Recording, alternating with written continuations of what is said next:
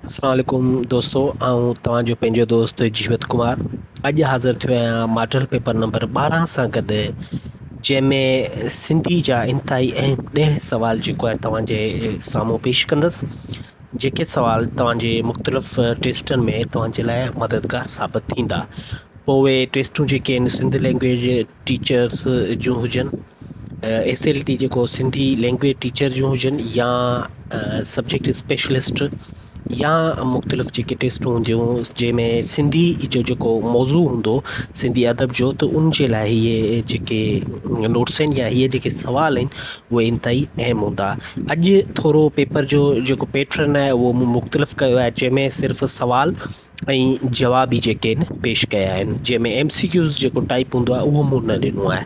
सो शुरूआति कंदासीं पंहिंजे पहिरें सवाल खां। त सिंध लैंग्वेज अथॉरिटी जो मौजूदा चेयरमैन केरु आहे?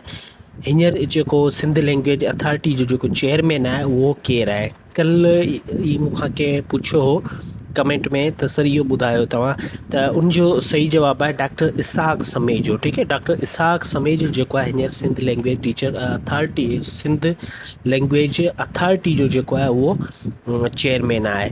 सवाल नंबर ॿियो आहे, काज़ी कादन जो तालुक़ कहिड़े शहर सां हो? काज़ी कादन जेके शुरूआती शाइर जेको आहे सम्झो वञे थो सिंधी अदब में, उनजो जेको तालुक़ु हो उहो कहिड़े शहर सां हो? त उनजो सही जवाबु आहे सेवण शहर सां हो। काज़ी कादन जो तालुक़ु सेवण शहर सां हो। सवाल नंबर टियों आहे, मखदूम अब्दुल्ला खे देश करे सॾींदा हुआ? मखदूम अब्दुल्ला जो तख़लुस कहिड़ो हो, या उनखे सॾींदा छा हुआ?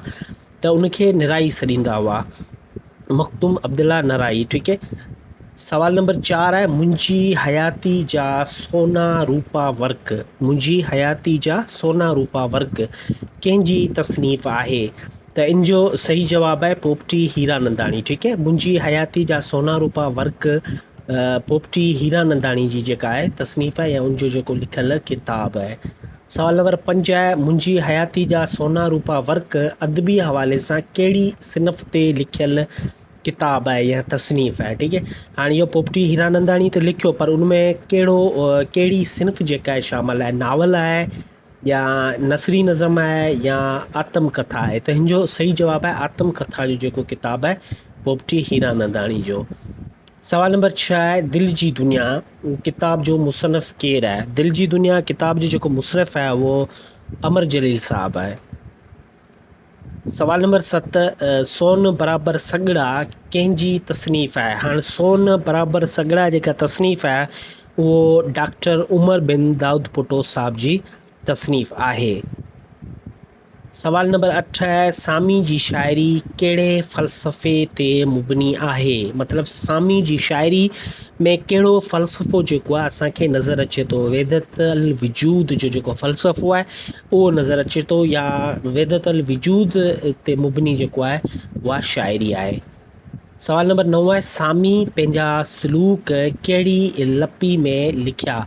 हाणे इन जो सही जवाबु थींदो गुरमुखी लिपि में।